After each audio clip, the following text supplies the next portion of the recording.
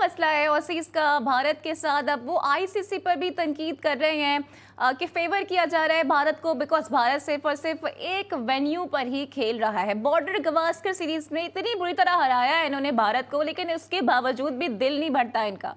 देखिए, अगर उन्होंने जो तनकीद की है ना, वो तनकीद तो दुरुस्त है, लेकिन बात यह है कि सब बंदी उस वक्त कर लेते जब आप बिग 3 बना रहे थे। हाँ। तो बात समझ में आती है।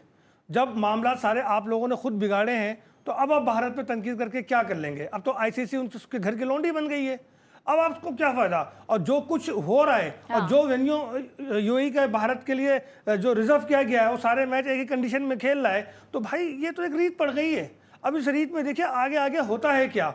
हाँ। आप लोग आपस में सफबंदी नहीं कर सके, बोर्ड आपस में इत्तेहाद नहीं कर सके, और इंडिया अपने इकोनॉमी की बेस पे, अपने ताल्लुकात की बेस पे तो क्या आईसीसी बीसीसीआई की मुट्ठी में, आप ये कहना चाह रहे हैं? ऑफ कोर्स, इसमें कोई शक है? सही, लेकिन शाहिद आफरीदी ने भी यही कहा था इब्तिदा में, जब भारत ने रिफ्यूज किया था पाकिस्तान आने के लिए, तो उन्होंने कहा था कि जो बीसीसीआई है वो अपनी मर्जी की ही पिचेस बनवाएगा जहां भारत को आसानी होगी खेलने में।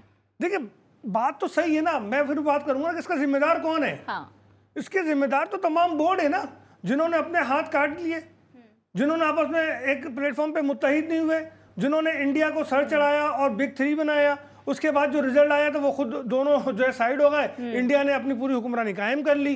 अब हम इंडिया को कसूरवार क्यों करें? और फिर देखें, इंडिया की एक बेस है, उसकी क्रिकेट की भी एक बेस है, उसकी इकोनॉमिक की भी एक बेस है, वो दोनों चीज़ों को साथ लेके चल रहा है। उसके क्रिकेट कल्चर में सिफारिश पर्चियां नहीं है। घर बैठे कोई किंग नहीं बनता हूँ वहाँ, घर बैठे वहाँ जो है सचिन का बेटा टीम में नहीं आया, वहाँ पे पकौड़े वाला पापड़ बेचने वाला टीम में आता है। क्यों आता है? कि दोनों एक साथ इंटरव्यू देते हैं, दोनों के चेक किए जाते हैं, दोनों का मेरिट देखा जाता है और उसके बाद फैसला किया जाता है। हमारी तरह तो नहीं हो रहा कि मिसबा का बेटा किसी गिनती में नहीं है और वो जनाब अंडर 19 वर्ल्ड कप खेलने चला गया है।